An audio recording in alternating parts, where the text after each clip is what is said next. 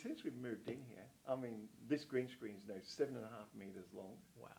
So that was a weekend with a roller and paint, then Yeah. painted the rest of the room white, put the lights up, really designed it best so that business owners, one of the challenges I found with them was they get told how to promote their content, but how do they make content? Right. Yeah. And then where does the content go? Apart from their website, which if people don't know them, they wouldn't know their website. Exactly. So that's a good point. So I'm interviewing the interviewers here with 101 Media Group. He's dropped in for a coffee and decided so hence we've put a temporary mic up so we can hear each other. Well, I'm really excited for you because this is a new studio, your new studio here at the ABC building in Perth. And so what's the intention? What are you planning to do with this space for local businesses?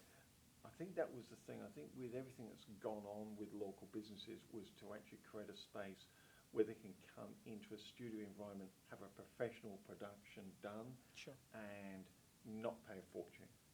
Brilliant. What I found with some of the big agencies, they go, well, we got a big green screen, so you have to pay a fortune for it. Right. You know, that green screen costs $42 a paint.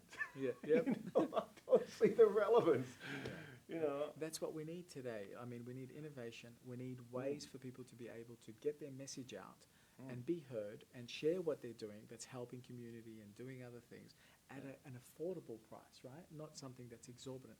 So back to the point you were making earlier, which is a great point. Once they've had the video shot here with you in your studio in an interview format, they've got content. Yep. They can then share that on their website. They can use it again. They could probably strip the audio and use it on their podcast if they've got one. Yeah. But does it also get to go on your YouTube channel, your TV station? So I was saying to Gerard, we produce the video, and we actually, because of the software, obviously, we actually pull the audio off. So we turn it into a podcast, don't we, Gerard? Okay. It gives them a way to market on different levels for them as well. Brilliant. It's not only Facebook. Yes. It's podcast, it's a website, Right. TikTok, Snapchat. Yep. You can use it on all those platforms. Perfect. You know, one of the things I say to people, when you have videos done and then you get the audio off them, is you can take still shots then. Right. And you may have seen, it's amazing, you do it all the time. Like we're at the barbecue and we say something, people laugh and go, that was a good line. You can never remember what you said. Great thing when it's on video, you can remember it. That means you can take that one-liner Yes. and make it as a static post. Okay. Great. I think you did one the other day on TikTok Yes. about, It's gone viral. yeah. And so we did a short video that said, did you know that people with a high sex drive end up being successful and the wealthiest people on the planet? 7 seconds. It's had more than 700,000 views, more than 20,000 likes. That's more than any of the other content that I've created on YouTube probably put together, and on Facebook. And I've been on those other platforms for years. So And I think the one thing that you find, Baz, is that, people buy people still. yes. So if we're doing a very conversational, we just threw the cameras on, people get to know, like, and trust you and go, well, if I was going to buy X, Y, Z out of a product or service, I might go talk to Baz first because I kind of like his humour, I kind of like where he's come. So if they like you, you've got a better chance of being chosen as the person to provide the product or service. Absolutely. And you're getting away from just purely, is that Jimmy down the tyre shop? How much for a set of 4 tyres? Click, next. Yeah. And you're getting away from that type of attitude. Yeah, I totally agree. And I think with the fast pace of the world, Gerard, you probably would have experienced this yourself. We're used to the traditional business models of meeting with people one-on-one, face-to-face. But the new and improved way in 2020 is it's online. And you could probably meet someone online first before you have that face-to-face interaction, because I'm still all for face-to-face connection and interactions. Yeah. I'm really big on that, hence why I dropped in rather than just calling you. Yeah. But the key is I think people have to start to innovate and to start to think with the modern way whilst keeping some of the traditional values. There's nothing wrong with the traditional values, but we've got to keep up with the times too. One of the things, someone said, well, what makes you different? Well, we're interested in people growing their business. Right. And so we do a lot of consultancy as well as producing the marketing material. We look at the business and say, okay, how much does it cost to run your business? And of course they say, well, I thought I was making a video. We said, well, what's the purpose of making the video? get more customers. What's the purpose of that? Make more money. So let's have a look how much money you're making and how much money you want to make. Great. And they start going, oh, simple things like we break it down. You know, when I talked to John Hughes, he said people don't know the cost of service. Right. They don't even know the cost of delivering this service. You know, you take someone, you say, how much is your yearly rent? How much do you spend on electricity, phone? You know, how much do you spend on train fares, car costs? Sure. And add it all up, and how much do you want to earn back? Okay, let's put that. Let's take that yearly amount, divide it by 52 weeks of the year, or 46 is probably more realistic because we have holidays and public holidays. Sure. That's how much you're going to earn per week. Yes. Now let's break that to a daily amount, and let's break that down to an hourly amount.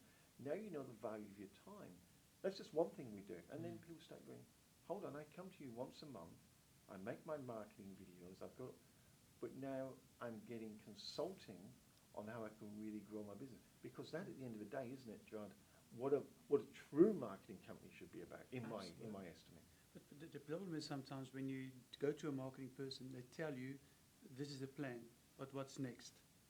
And that is where we come in, is do the marketing, do the how-to. And the one thing that I do think that we bring in, sometimes we market to a specific demographic or age, and then we forget about, for example, TikTok and Snapchat, and we say, this is not my market. Right. Everybody is your market. Yeah. And by doing that, and you had the same experience, never thought that will happen to you. Yeah. So by dealing with us, we look at different things, and it works. Yeah. We take you out of your comfort zone. Yeah.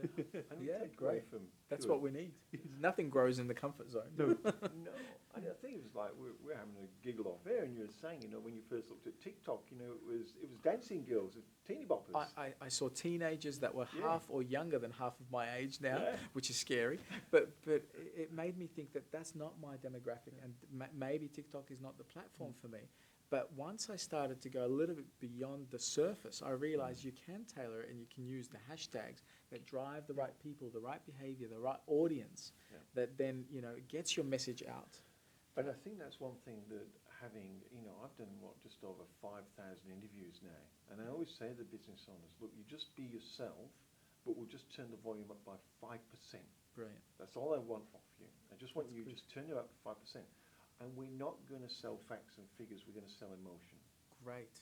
And we all know that that's a currency. Yeah. You know, nothing gets me more excited to do something or get out of bed other than an emotion, you know, an inspiration to do something. You know, I had someone say about niching, and I just got a problem with niching. I said, well, that's great. What, you're going to tell me you're not going to deal with a certain demographic. You only want to deal with this small bit. I said, you know, I want to deal with left-handed golfers from Rockingham. We live in Perth, West Australia, for our overseas viewers. Yeah. It's like, you're nuts. Why don't you just deal with golfers? Why do you care where they live? Yeah. Let them decide whether they're going to be your client. What is the emotional fulfillment you're going to give them? Why not do an emotional niche? Sure. Why not do an emotional niche? Like, let's say, look, if you want to impress your friends on the weekend with golf, I'm going to give you 3 things you can practice in 5 minutes that'll take 3 to 4 strokes off your game for the whole game. Watch your friends get impressed. We're emotionally niching. Sure. And whether you're in Rockingham or City Beach, you'd want to know those 5 Or minutes. America. Yeah. Or in exactly. Or overseas. So it's interesting. Yeah. I think what you're saying is you've come up with a concept that's more holistic than the standard marketing that people have gotten used to all of a sudden. Yeah. And I think that's important. We've stepped away from holistic for a while, especially in my area where I'm a little bit more in the allied health space. Yes. Right, when I'm not doing the TV and the TikTok stuff. And the allied health stuff has been completely defragmented in the sense that somebody that has a sore foot goes to a podiatrist, but what if the injury was actually, or is causing them some sort of a trauma because of how it happened, how they fell when they were training? Or so who's going to deal with that side of it? Because the podiatrists are only looking at the foot and the physical side of it. Exactly. Or it's a physio aspect, and all those things are great. We need podiatrists and physios, but what about a holistic approach? Exactly. And so, and I think especially in the medical space where you go to see a GP and everything's take a Panadol and drink more water because you're for your cold, but hang on, I've got a broken leg. So it's got to be, I think, more holistic and looked at from the emotional space, from the physical, from the the spiritual, from every aspect. And I think when we set up the marketing company, we said, okay, the purpose is to help business owners. What is it? Is it make more money? But what's the purpose of making more money? It's create the lifestyle they want. Lovely. What is the lifestyle I want? I don't want to come to work and work 7 days a week, 24/7, wake up when I'm 50 with 2 divorces, kids that don't talk to me, Right. and really in a bad space. Yes. I want to be the business, and there goes my phone buzzing. I want to be that business owner. But that's new that- business owners Yeah. calling you right now I know. to sign up. So just in casually wrapping this up, because I love your idea, I want to sign up to this. How would I come? Do you do one-on-one or do you do workshops? How can business owners get involved? If they write to us at admin@worthingtonstoop.com, Yes. and Stoop is STOOP, that's his name. Is that a Dutch name? It's Dutch name. I love it. Yeah. Yeah. And does it mean anything? No. No. So it's just Stoop. Yeah, Worthington Stoop. Wo- Or Worthing- contact Baz. Or contact Baz. Yeah. It's info Info. at Info. Worthington Stoop. There you go. This is completely unrehearsed. Yeah. Hey, and that's the bit. You know what? That Why don't we actually- just I drop know the we're about to- email here? You know why people don't do things? They're frightened of making mistakes. Right. And I say, the person who tells you don't make mistakes doesn't do anything. Well, if I could take Yeah, a couple go. more seconds of your time, Go. I did a video just yesterday on TikTok, inspired by TikTok, and it's a little bit longer than my recent TikTok videos, and it was especially for men. So I said, men, I want your attention. Anybody else other than men, keep scrolling. keep scrolling. It may not help a 12-year-old girl that's looking for the next trend on TikTok for Yeah. dancing. And so I said, now that I got and I got it in red, men only, 18 Yeah. plus. And so I asked this question, is there an initiation process for boys transitioning to men? There's none that I've ever come across, and I've looked. I've done enough research. There used to be, back in the tribal days and all that, Yeah. there used to be initiation processes where the boys had to go off and do their own thing and had to meet a certain target or goal, Yeah. and they come back and they're excluded from the females just until they process that experience. There isn't anymore. So I said, so what happens in modern day is we turn a certain age and we're supposed to suddenly magically become men, from boys to men. No one teaches us, no one shows us the ways or the ropes, and I'm speaking for myself included. Yeah. And so what happens is you take on this macho persona that you think is what you need to be a man, and we put it on. And quite often it's emotionally shallow. Yep.